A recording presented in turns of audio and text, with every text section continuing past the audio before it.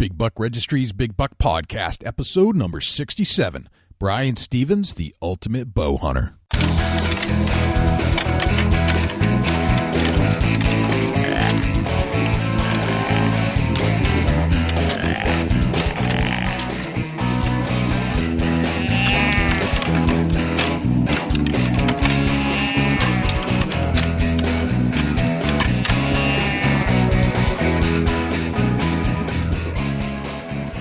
Big Buck Registry is a virtual museum of hunting stories. We preserve a piece of Americana by interviewing and recording hunters about their hunts and experiences from across the country.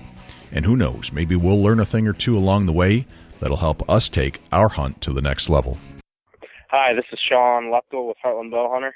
Hey, this is Michael Hunsucker with Heartland Bow Hunter. And you're listening to my favorite podcast on iTunes, the Big Buck Registry's Big Buck Podcast. Hey, this here's Bad Bob with Funny Hunting Songs, and you're listening to my good buddies Jay and Dusty on the most amazing podcast that's ever been podcasted out there. It's the Big Buck Registry, and it's the Big Buck Podcast. Hey, thanks for tuning in. You guys are going to love this week's show. Hey, this is Kevin Blake Weldon with Funny Hunting Songs, and you're listening to my favorite duo, Jay and Dusty, right here on the Big Buck Registry, and this is the Big Buck Podcast. You guys don't want to miss this show. It's going to be awesome. Hey, welcome to the show. This is Jay Sky, your host of the Big Buck Registry's Big Buck Podcast. And I've got another big buck over here. What's going on, Dusty?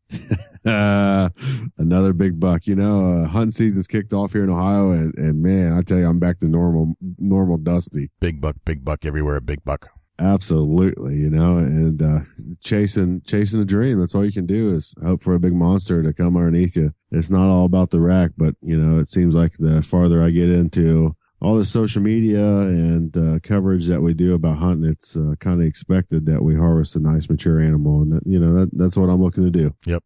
What do you think Fred Bear would do with social media if he still had it today, or if he had it back then? He would probably be like more of a legend now than he is. Yeah, for sure. Because he was kind of progressive back then, so I'd imagine he'd be engaging in social media as we speak. No, absolutely. You know, he'd be huge in social media. What a great dude.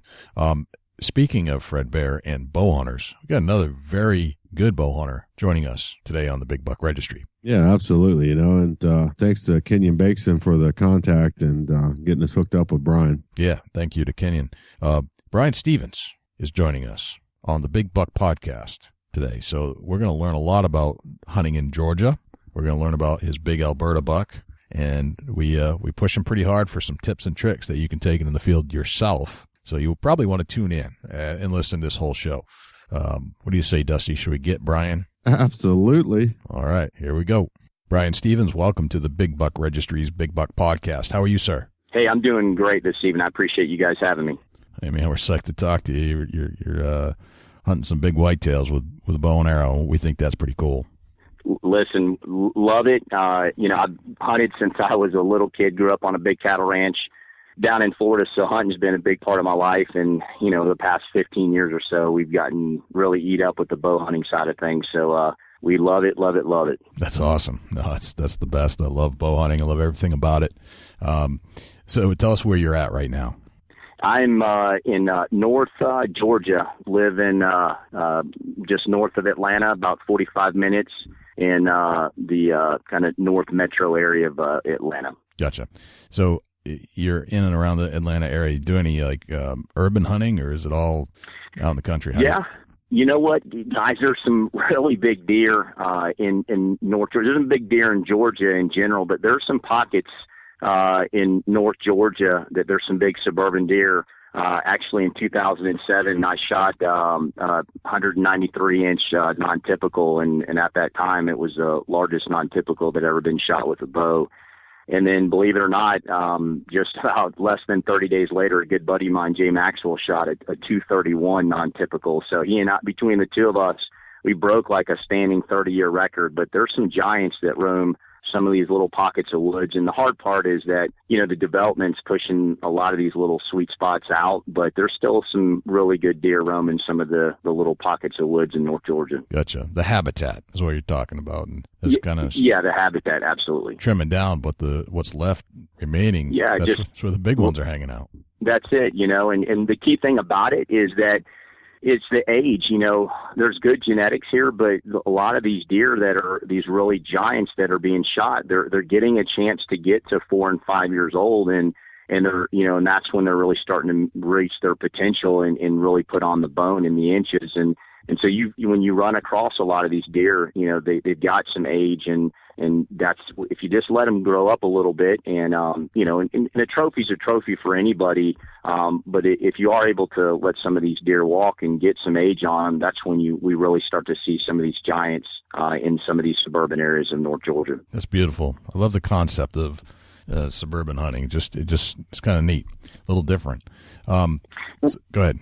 It is, and I tell you what else I love about it is, we film a lot for our show and everything, but I tell you, I spend a lot of time with my boys, and I hunt with them and film for them, mm-hmm. And for me, just they'll shoot some does, and so the management piece of it, and they'll shoot some bucks, and I love that part of it too, and that gives us the opportunity to do a little bit of hunting in between our crazy lives and all the sports, to be able to get out and do some hunting with these guys and spend time with them. I cherish that as much as some of these, bigger hunts that we do and that we film for. And that's another nice thing, is I don't have to travel 2 hours, that I can be, 10, 15 minutes and I'm hunting with my boys. That's awesome. I mean, there's something special about that. I mean, really special.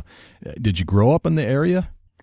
No, I didn't. I actually grew up down in Florida. I grew up on a big cattle ranch down in South and Central Florida. My dad ran 2 really big cattle ranches, and so we grew up, working cows and riding horses and rodeoing and riding bulls, and but we hunted, and that was, I didn't play a lot of sports. I played some sports, but when I was a kid, when I was done with school and homework, I was out hunting and fishing, and so from a young age, it's just been a part of who I am. And then, we had a lot of access to that, but unfortunately, a lot of those ranches and things and the people I grew up with, it's dwindling in Florida. And so I moved to Georgia in 1999 for my job, and we've loved it ever since here. So, didn't grow up here, but we absolutely do love it. That's awesome. Very cool. How many boys you got?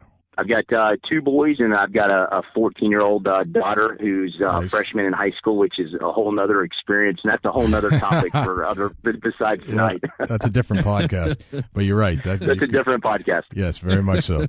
Now, does the whole family get into hunting? You know what? Yes and no. My wife is, I would say, very tolerant. She's not a hunter. But she gets it. She knows how passionate I am about it, and my boys are just eat up with it. My 12-year-old shot his first deer when he was 8 years old, and when he was 9, he shot his first 4.5-year-old South Carolina buck at 140 yards with a .243, and just hasn't stopped since. And this year we're actually going to start bow hunting. He shot some deer at the crossbow, and then my 10-year-old, he likes it. I don't think he's quite as passionate about it, but he definitely loves it and loves to fish. And my daughter, I have to say, I often ask her, if she's part of my DNA, because she's actually wants nothing to do with the hunting. So, but she gets it, but she's not into it like the boys are. Not for her. Got it. Now, what brought you from Florida to Georgia? You know what? My career, I work in the healthcare industry and the pharmaceutical industry, and so I have been doing this for about 18 years, and so I got a promotion from sales to a management job up here, and then have taken on a number of different positions over the years. So that's my full-time career, and then the TV stuff and all the hunting thing. We started a separate business about 5 years ago and some websites, and so it's my, I guess, second or third full-time job besides being a dad, and then my career in this. Gotcha. That's awesome. So when did you first start hunting? Wow. I know, I'm bringing you back a long way. You know what? You're bringing me back, but I can remember having sitting on a dike down in Deseret Ranch down in South Florida when I was probably 10 years old, carrying a Winchester 30-30, nice. Lever action, open sights, no scopes, and shooting hogs with my dad and brothers down there, probably starting at the age of 10 years old. That's awesome. That's a great. I love the lever action 30-30s. You just got to love them, right? Listen, shot my first deer with that, and we'll never forget it. Yep. Yeah, it's just an all-American gun right there. Through and through. No question. All right. So you got into deer hunting when you were around 10. And what influences did you have in your life that introduced you to hunting in the first place? Just growing up on a big cattle ranch, obviously it was there. It was a part of, what we did. It's interesting because the way that we hunted back then is so different than the way that we hunted now. I mean, my dad, he hunted but it was very reckless, I would say. There was not a lot of strategy and a lot of the things that you and I and the listeners put into the hunting today. Yeah. And, and we had success, but, I would look back and say, gosh, it's funny how we did things, but that's just the way it was back then. And so we hunted a lot for food, quite honestly. We didn't trophy hunt a lot. Seriously, we lived in a very small cattle ranch. A cattle house on a 30,000 acre cattle ranch, and yep. we worked cows, and that was, so we hunted more, quite honestly, for food, than we did for putting a big rack on the wall. Gotcha. I think that's kind of a semi-common theme that you think back to how did you hunt with your family, and it's way different than you hunt today, for the most part. Yes, absolutely. Yep. It's amazing how hunting kind of progresses from generation to generation and what you learn along the way, and look back at how your father did it or your uncles did it. You're like, yeah, I'm not doing that anymore. That's pretty funny. So you're in Georgia. What's the state of the deer herd in Georgia right now? You know what? It's doing very well.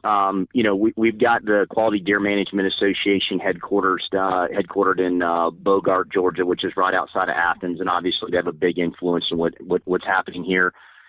So there's I would say a very good population. Now it's going to vary county to county, and there's quite frankly counties that have better populations and are managed differently than others. But you look in some of the suburban areas, there's a lot of deer, and there's some really good deer with great genetics and a lot of potential. And I've hunted all over the state, and so you got 2 bucks that's all you can shoot in Georgia, and so I believe it's managed very well. You can harvest some does, which I'm a big believer in. Me personally, I would rather shoot, does than a small buck, no matter where I'm at, if I'm going to, get some meat and, manage the population. So I think Georgia does a pretty darn good job of how they manage the buck herd as well as the does. Gotcha. Very nice. Now, I want to get into some of your deer hunting techniques. I'd like to hear the story, if you wouldn't mind. Tell us the story behind your big Alberta buck. Yeah, I'd love to. This was a first opportunity for us to get to Canada, and quite frankly, the co-host of the show, Ultimate Bow Hunting TV, is a guy that I grew up with and that I've hunted with, quite honestly, since I was, probably 13 years old. Bill Lawson, and he and I have always talked about going to Canada, and we had an opportunity to get there with a guy that we felt was a quality, guy. And so we were really excited because this place doesn't have a lot of hunters. He takes very few hunters, and he manages it very well. A lot of food, a lot of water. Obviously, there's a lot of cover there. And so then, we had a lot of opportunities this time of year. The deer are going to be somewhat predictable, but not predictable from a standpoint where they're going to go the same way every day. But they're, you got bachelor groups for the most part. They're going to hit the alfalfa. And so if you get the wind right, there's an opportunity to get them to get set up in the morning, and then you have opportunities in the evenings. So that's the biggest thing that we were really excited about, is that not a lot of pressure. That's really important for me, no matter where I hunt, as I think human pressure and hunting pressure sometimes is overlooked. And then, is the food there, and is there opportunities to hunt different stands based on the wind and, going and coming from bedding. Gotcha. All right. I'm going to have Dusty kind of walk us through the hunt, if you don't mind. Yeah, right. Absolutely. Cool. So where we at in Canada? Alberta? Yeah, Alberta. Alberta. What's the weather conditions like? Yeah, the weather was absolutely perfect from a standpoint. It was it was 25 to 32 in the mornings. And then mid 70s in the afternoon. But what was unique when we were there is that we got about 2.5, 3 days of rain that was sporadic. And then sometimes it would get heavier than others, but just great, very comfortable conditions where deer are going to move even for that time of year. We saw deer having pictures at, 9:30, 10 o'clock in the morning. So weather was outstanding. Awesome. So are we hunting Alberta in a ground blind or in a stand? You know what? We had the opportunity to hunt some of the bail blinds that they've got, but, we prefer to hunt out of a tree stand, but not opposed to a ground blind. It's just, I think it's all somewhat scenario based and, where you're going to be the most successful. So the first couple nights we were set up in a stand really that was, in a cut between a tree line in a bedding area of woods and a thicket, and they would come out of that thicket and really come through this little cut into the rape and the different, food plot, foliage that was there really heading to the alfalfa. So it was really to catch them coming through that cut. And then, in the mornings we would hunt really as they were coming off of the alfalfa, coming through the woods into the bedding area. Right on. Is it, what kind of camouflage do you guys wear when you get out of Alberta? You know what, we were wearing mossy oak Infinity, and I was wearing the new tree stand, and not the new, but the tree stand pattern, and I like that there because you got a lot of those spruce trees, and you have some of those other trees that have a really white and gray kind of trunk, and so it really blended in well up there in a different kinds of the trees and a lot of those different foliage and the spruce and different things that I felt blended in really well. So mossy oak breakup Infinity, is that what we're talking about? Yeah, mossy oak breakup Infinity, and then we also had the tree stand pattern, which was popular a few years ago, and then it's kind of died out, and then this year it's coming back a little bit more. As far as availability and some of the different apparel. And so, I had some of it and just felt that it would do well. Listen, I'm a believer that, there's not really one silver bullet, that if you can have a couple different patterns based on the environment that you're in, me personally, I like to have a couple different patterns based on where I'm at. Kind of change it up a little bit. Gotcha. Dusty, is that what the kind of pattern you bought the other day at the store? Yeah, the mossy oak. I was going to say, Infinity. That's the same stuff. That stuff's amazing. It really is. Been a few years since I really focal pointed on camouflage, and I went and dug pretty deep in Bass Pro Shop's camo section and pulled out 4 or 5 different brand names, and mossy oak, man, by far the leader in my eye. So we're in Alberta. We're hunting out of a tree stand. I'm assuming we're archery hunting. Is that correct? Roger that. Definitely bow hunting. And 20 in the mornings, going into 70 in the afternoons. That's great weather for Alberta, Canada. What time of day did you guys? What time of the morning did you guys get up to head out to the woods? We were up at 4:30, and I'm a believer in I'm going to take the long way to get to my stand to not bust the deer. And so based on that little farm and the property, there's food everywhere, and those deer are going to be somewhat concentrated in that alfalfa. And so, we probably had a good 35-minute walk in the mornings to get to our stand, and we didn't drive. We chose to walk.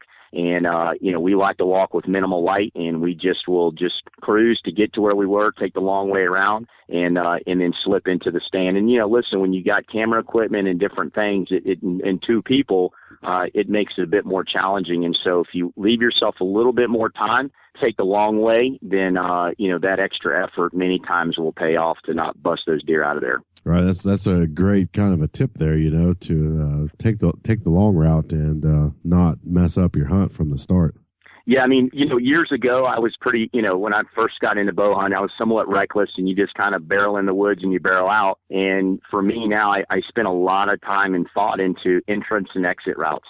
And, especially a big mature buck, if you educate them, coming in or going out, you're just making it harder on yourself to see that buck during daylight hours. And so, listen, it's never perfect, but if you can just put a little bit more thought into how you're going to get in and how you're going to leave, when you're going to leave, many times that can pay off for you and less educate a big mature animal. Absolutely. So we've eased into the woods and it's breaking daylight. Tell us about the rest breaking of daylight, and the thing about Alberta that was new for us, we all grown up and heard coyotes, but there's wolves there, and those wolves have a very different sound. And so that was something unique that we heard right out of the gate as the day was breaking, is you'd hear some of these big wolves howling, and they'd be solo, and it's definitely a different sound and vocalization than a coyote. So you'd hear that for a little bit, and then it'd break light. And you know what was different than, let's say hunting in Georgia is typically your deer movement this time of year is going to be first thing in the morning just because of the temperature. Well, you'd have to sit in the stand till 9, 10 o'clock in the morning because you'd have deer walk at literally 9:30 in the morning just because the conditions were so good, and they may be bedded down for longer and before they'd go to bed in the morning. And we saw actually our second morning in our morning setup, we saw what we called Hat Rack. He was a close to 180-inch mainframe 10 that just came down about 80 yards from us that second morning and never gave us a shot. But he just, about 9 o'clock was meandering through the woods, going to bed. And, so you needed to be willing to sit every morning till a good 10 o'clock. Right on. So on that particular day that you shot your big Alberta buck, what was happening in the woods that day? Was it pretty active or was it slow? Tell us a little bit about how it all started. I tell you what, it started, and there was a lot leading up to it because, guys, it was the last hunt of the trip, and we hear that, and this happened for us. It was our last evening hunt. We were leaving the next day, and leading up to it, the first 2 days were pretty good. And as I mentioned earlier, we'd heard wolves, and unfortunately, when wolves move into a particular area, deer movement shuts down. So our third and fourth day was minimal deer movement because of the wolves. And then that Thursday, it was wide open. And we were out there with Chris Brackett was there from Fear No Evil, and we had both set up some different stands, and he had shot a buck that Thursday night right on the alfalfa, and we saw where Bill and I were that Thursday evening. We saw another shooter buck, and Chris had seen two other bucks that Thursday night after he had shot his deer. And so that Friday, we decided to go ahead and hunt over that alfalfa, knowing that there were 3 shooter bucks and 2 of them hadn't been shot. And they weren't spooked. We didn't really mess with them. We were very, very careful. And so it was about 3 o'clock, and we were shooting the bow because in that alfalfa, you got some pretty wide open areas. We set up where they would typically transition and move in front of us about 30, 40 yards. But they could end up anywhere from, 20 to 50, 60 yards out there. And we were shooting a bow at about 3 o'clock, just at 40 and 50 yards, just to make sure we were dialed in and I was comfortable. And I saw deer starting to move at 3 o'clock. And I said to Bill, we need to get in the stand much earlier today. There was a front coming in. So we got to the stand at 4:30, and at 5 o'clock, based on how we're sitting. So if you guys can just imagine, we're sitting in a spruce tree. We got alfalfa, in front of us and then to our left and behind us. And then we got a cut, of woods in an open field from a hayfield that's going to come in where these deer should filter into our right, or they could come in straight in front of us in that big open area where there's rape and different stuff in there, and come straight down the wood line and cut in front of us. Well, way about 600 to 800 yards in front of us, I see 3 bucks cruise the tree line, not far from where we sat that first night I told you about. Well, they came across that tree line and they came dead in front of us, and it was that buck, and he was crab claw, and he had disappeared for about 6 days, and he wasn't seen that Thursday night. Of those 3 shooter bucks, he wasn't one of them. So he came out at 5 o'clock. 5 o'clock in the afternoon, he was with 2 younger bucks, and we watched him for 45 minutes feed out in that food area and food plot and all that rape and all that. And he finally eased his way down and was working his way down to us. So it was pretty cool to see a big 6.5-year-old, close to 170-inch deer for about 40 minutes work his way right to us. But that made for some awesome footage. The footage was awesome, and it gave me a little bit of time to get my heart rate right. And, right. Just think about the shot and what he might do. And there was a little pond area about 60 yards, if I was standing straight out, probably at my 10, 11 o'clock. And he worked his way down there with those 2 bucks, and he got in that grass in that area, which was probably a little marshy area, was about chest high, and he laid down. So he went in there because he just was winding, and he wasn't busting us, and we had the Ozonics going, and we had the wind and everything right. But he just, like a big mature buck does, he just took his time and he laid down, and you could tell he was just, his ears were moving and he was winding just to make sure everything was cool before he got into the alfalfa with the other does. And that was pretty neat to watch him do that. And then he popped up, and then the two smaller bucks cruised right in front of us at about 30 yards. And I said, Bill, that's money. I said, if he'll do that, we're in great shape. But of course not. He's going to go his own way. So he broke off from those two other deer, and he started quartering and walking to us, but eventually angling to the alfalfa. So that's when we had to make a decision, and right there is at about 54 yards. So, but he had a good angle, and he was coming, and it was go time. Right on. So he's working his way into you, and you've watched him now for roughly 40-45 minutes come in. That's intense. What? Go ahead. No, go ahead. Tell us about the shot once he gets in close enough to you and make the harvest shot. Absolutely. So I had taken my time, and I think it's important, just when you have time to just relax and pick out some spots and just range. And I had taken that time to just pick some spots and range even before I knew where he was going to come. And when I saw him commit, then I had ranged, 2-3 spots. And then, we talked about it. And so the angle was good, even though, that's a little bit of a poke at 54 yards. I mean, I think the important thing is if you're comfortable in your equipment, and I also am a big believer in a certain type of broadhead that absolutely paid dividends on this hunt, is that you can make those kind of shots very comfortably. And so I wasn't worried whether it was 30 or 55 yards. It was just making sure it was a good angle and that, compensating that I know the deer's going to drop. So he's coming. And he's at 55 yards, and the way we were set up, Bill's only literally got about 3 more seconds and before he's going to go past the spruce tree, and we can't film him. And so, I asked Bill if he was on him, and he said, "You shoot him now or I'm going to lose him out of frame." And so I grunted at him, and he stopped and just kind of looked down a little bit, and then I squeezed it off. And it was a good quarter, but what happened was when I shot him, he not only dropped, but he dropped and turned right away from the shot. So the shot ended up hitting him a little bit back, but the quartering angle, and it was a downward angle because we were pretty high in the tree, just smoked him. And so it caught back lung and liver, passed through at 54 yards. And so when he wheeled around and was running, he had blood pouring out of him, and we watched him run for about 60 yards in front of us, and then he slowed down, and he got the dizzy walk, and he fell over right in front of us at about 80 yards, and it was pretty awesome to see him go down like that.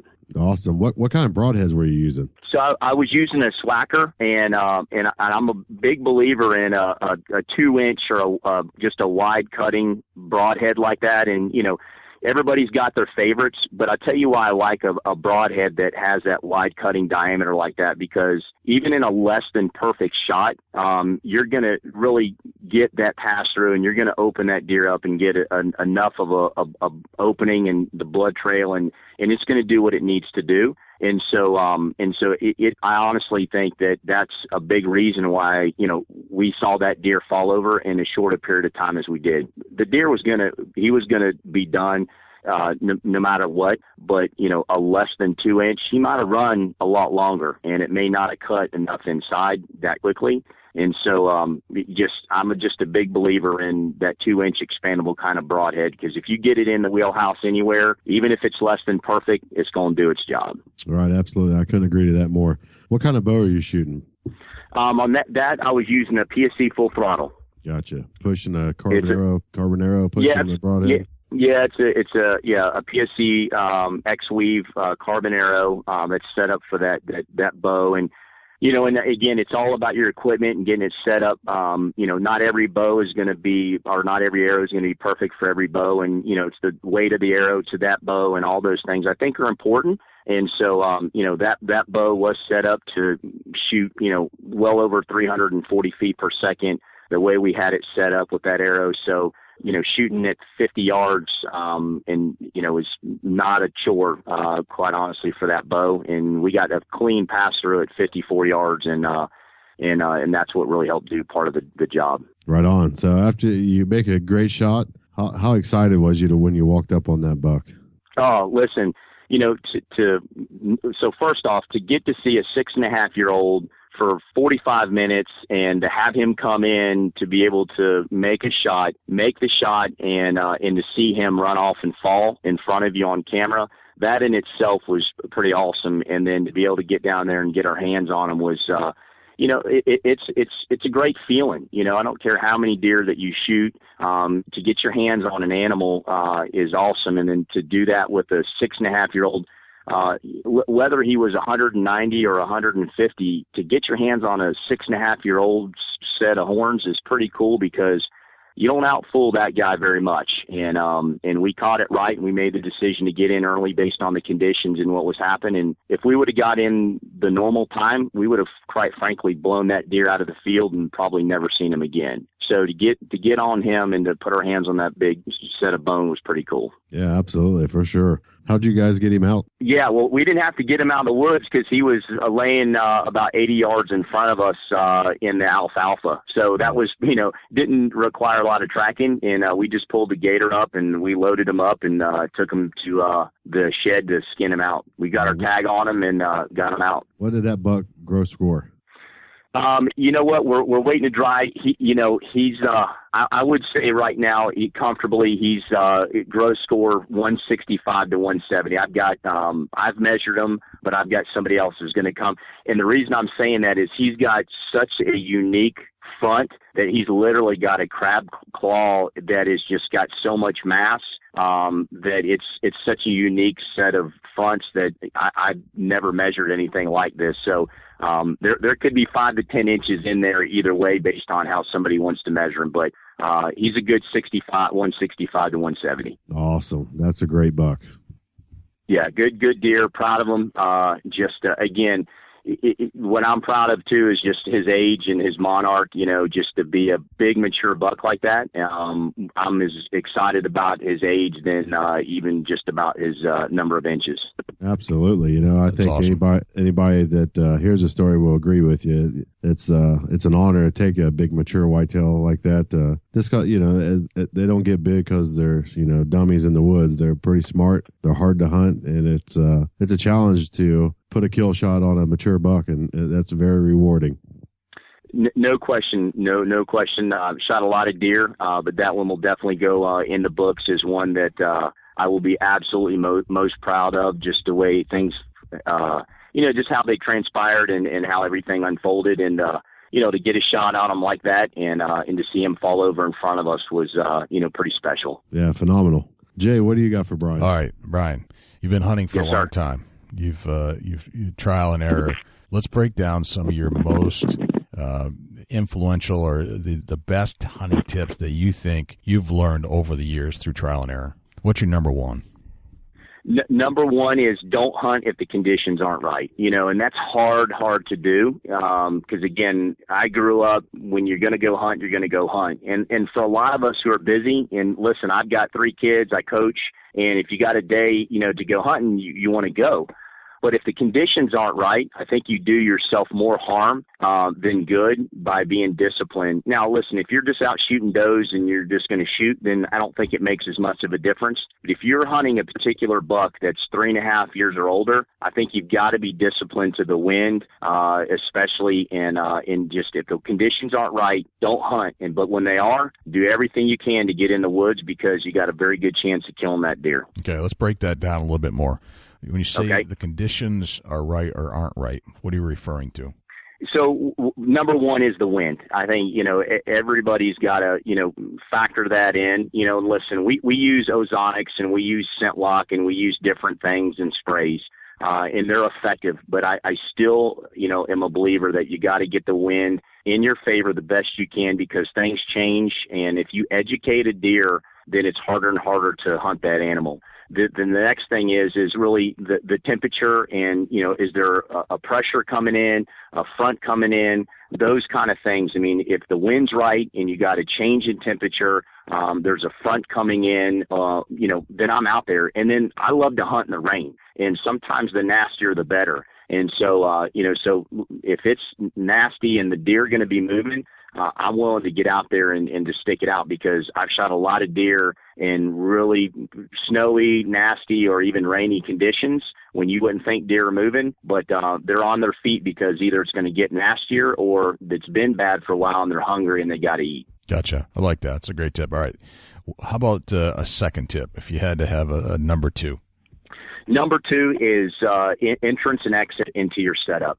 Plan and think about how you're going to get in and how you're going to get out. You know, the other thing that, you know, I did back in 2007 when I shot that big Georgia buck, you know, I probably overthought it, like I was planning a war, you know, and the strategy and how I'm going to get in and out and where I'm going to walk and all this stuff. And I tell you, it paid off because I hunted that deer one time and then I backed off for 10 days and I only went in a certain way that I knew I would not get busted based on the wind and how I could get in. And then if I needed to slip out, I could slip out even if he was close and I would never bust him.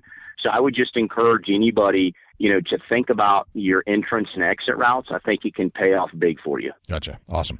All right. Now you mentioned something in your tip number one.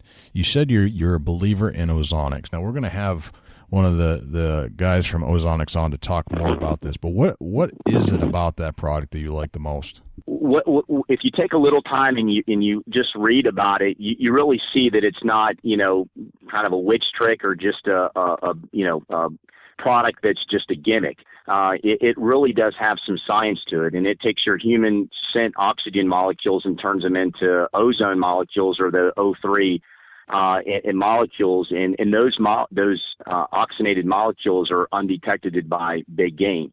And so one, I like that in that it helps to minimize that scent factor. But the other thing is that when it's in the tree, you can adjust it on a shifting wind. So if your wind shifts, the way that you set it up in the tree and the arm, you can shift it so that way it's constantly helping you, in those scenarios that might be variable. And so, you know, I'm a big believer in it, and they've done some things this year with some accessories that make it really easy and quiet to put in the tree, get it in and off, and so, there is a fan to it, and some people, feel like, well, that's noisy. Listen, I've used it enough that it's not. I had deer all over us in Alberta and where we've hunted, and it doesn't booger them up. So I'm just a believer in the product just because I've seen it work, Gotcha. Not because I believe it on TV, because I've seen it work. Gotcha. We get a lot of questions about that on our Facebook page, and just curious. People are curious about it, so we're going a little more in depth with a show dedicated to just that product because so many people have inquired. So thank you for sharing that with us. We were kind of wondering. So let's talk about Ultimate Bow Hunting TV. Why make the transition from a hobby into a television show? You know what? We started a website years ago called Stickum Archery, and we did that. We had a blog, and we had a lot of resources, and then we started getting into, and we had products and things that we sold, and then we started getting more and more into the video side of things, and we actually had manufacturers wanting us to do some of the video reviews of products and place it on the website, and then I just fell in love with the storytelling side of the videography piece of it. And then we started videoing like a lot of people are doing. And then as we got into it, we started getting introduced to more and more people. And I just felt like, I had a passion around it and I wanted to learn and get better. And so that turned into from just kind of complimenting the website to, quite frankly, doing that full time as to what we do in the industry. And so we decided about 2 years ago to start an online show. And then this past year, we turned all of that to the TV side of things. And we still do a lot of online stuff, but I just love when you push play and you're telling a story through video. There's a lot of passion behind it. And to me, I love telling a story, and that's just what drives me to do it. Gotcha. Do you think you'll include your sons in this whole endeavor at some point? Yes, because they're already included. So nice. This past year, last year I filmed my son. He shot a doe and a buck, one night here in Georgia, right by the house. We didn't get the shot on the big 8, and he ended up shooting a cull 5 buck that a 5-point that was a 3.5-year-old. And you know what, just to see him track that deer and to film it and to just watch him do it was awesome. And then we were in Kansas this year, and he shot a 4.5-year-old giant eastern with the crossbow on the ground at 8 yards. And that was some of the best footage that I personally ever experienced. And trying to call the bird in myself, coach him up, film it, and do it all together was something that I'll cherish more than probably that big Alberta buck. So, yes, my boys are a big part of it and will continue to be. That's awesome. What do you think the state of the hunter is in the U.S. right now? Are we under the gun? Are we threatened in any way? You know what, I think, in some cases and in some states, I think they are. And I think a big part of it is just continual education, and I think opportunities to get out there. And I think this is where TV has a place, and I think where some of the TV industry and the host, need to welcome, people and encourage people to get out there, and kids and help dads and sons find opportunities to do it. And it's not always easy. So, I mean, the hunting industry is growing, but I would say, from the research that I've done and the things that I've read is that the hunters are not growing to the pace that, let's say, the industry is, from a product standpoint. Lots of new products, all kinds of neat stuff, all that, a lot of TV shows, but I think we need to do a better job of getting more dads and sons involved. Gotcha. I've heard reports that we're almost a dying breed because we're not introducing more into the sport. And I'm assuming that hunting has meant something deeper than just going into the field and doing a hunt. It's got to have a deeper meaning to keep you in it. Because just going out and shooting something isn't going to keep you in it. But so you have to have an emotional tie to this thing that brings you back, probably your childhood almost. This is a psychological thing. Where do you think that we're starting to lose that a little bit?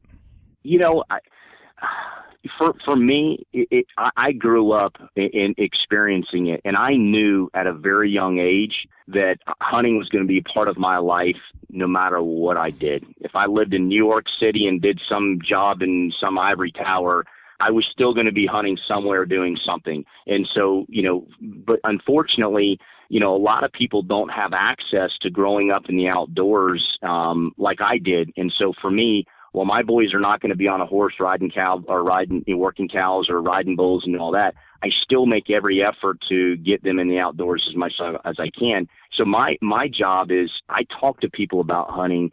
So there's so many things that go into it beyond, as you said, just the kill. And I think, you just got to talk to people and help them understand. And it's funny, I'm kind of the black sheep of my neighborhood of where I live, and I'm the hunter. Nice. And I'm the guy that, people call if they have a problem of a rodent in their house or whatever. But I talk about it and they're intrigued when they come down to my trophy room and they see, a 10-foot gator in there, and I'm talking to the moms and explaining it, and they're watching the videos. And we've had more football moms and stuff follow our TV show on Facebook or wherever because they're like, I had no idea that this was about. And so it's just involving them and they love it. And right. So, it's just educating. That's awesome. Very cool. All right. So that's the state of the hunter. What's the state of the whitetail population in the country? We talked a little bit about Georgia.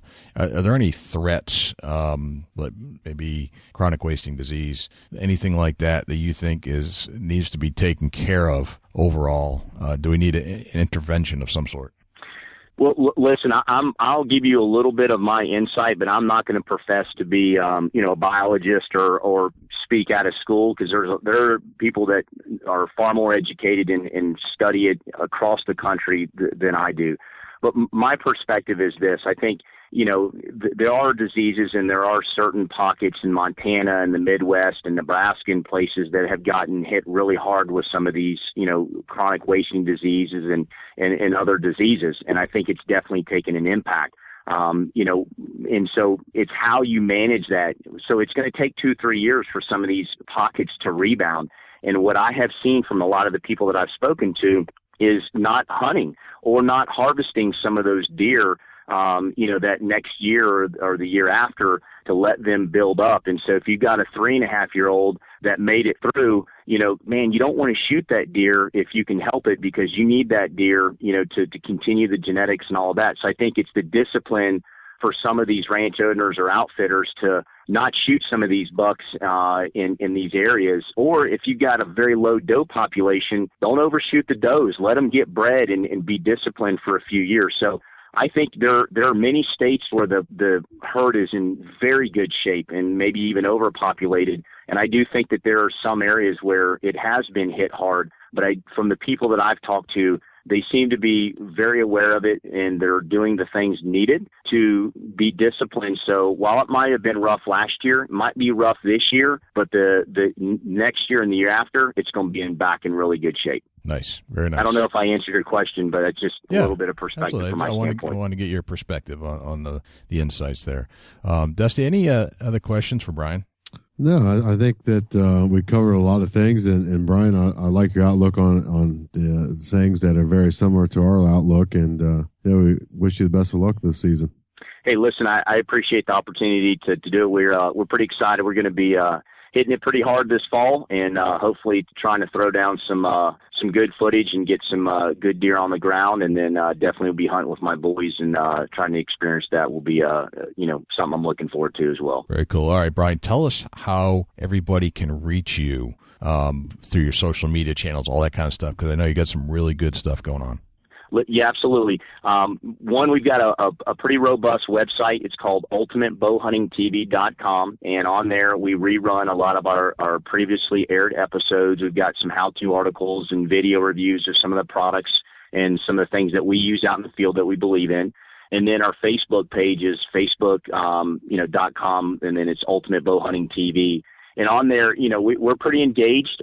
We run an 8-minute episode, which is nice. So if you miss our show on TV or on our website, we rerun kind of the best 8 minutes of each episode. That way it's, fast and furious and entertaining. And then, we do a lot of giveaways and just stay engaged and try to, interact as much as we can. And then finally, we've got our TV show is on the Hunt Channel on Dish Network, Channel 266 on Sunday evenings at 6:30. Very cool. Eastern. Excellent. Well, we'll be tuning in. We'll be checking out your site. We've already gone and liked it from the Big Buck Registry and from my personal page. So we're going to keep it up. We're going to share it on our page because we think you got some cool stuff. And hopefully get you a few more followers this season and get you tuned into your TV show and keep them coming, man. They're just awesome. Hey, listen, I appreciate you guys being as passionate about the whitetail and the hunting and bow hunting as you guys are, and taking the time to talk with me and share a little bit of story. So, listen, greatly appreciated, and wish you guys a ton of luck this season as well. Well, awesome. Thank you. Appreciate that. All right, Brian, it's been great, but thanks again for joining us on the Big Buck Podcast. My pleasure. I just love listening to bow hunters. I don't know about you, Dusty. Oh, hours, hours. Definitely listen to them for hours. Some of the tips that you pick up is phenomenal. I love gun hunting, don't get me wrong, but over the years, as I've turned from a young man into an older man. A real old man. Whatever. I really enjoy the bow hunting more than I ever have in my entire life. It's rewarding. It is. And I guess when you finally realize that you can pretty much have full success as a bow hunter and complete, utter fulfillment and just happiness from a bow and bow hunting, then you do that. And that's kind of where I'm starting to get to. I think Chip City said that once, too, in a sense. Yeah, absolutely. And Brian got kind of choked up telling the story, and that to me is what the Big Buck Podcast is all about. Hearing that story like it was reliving the moment. It was like he just choked up telling the story because he was excited. He's still excited about it. That's phenomenal in my eyes. I really enjoy listening to a hunter's story like Brian's, and it was a bow hunt, and it really, really. He'll remember that for life, and we will too by hearing the story. Mm-hmm. I have always, going back to when I was young enough to remember how I felt when I heard a deer hunting story. I just, to this day, I still get the same emotions. I still think about it. I almost engage like I'm that hunter as they're recreating it. And darn well that when you are telling your own deer story, that you are reliving that moment in time is like a time capsule.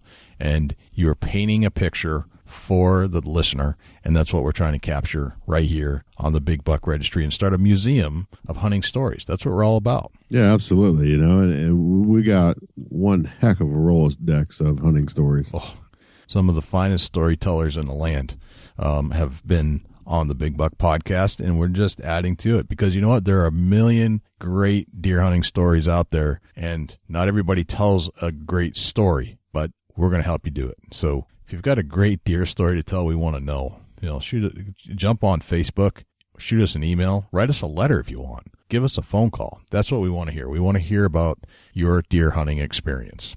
You know what time it is, Dusty?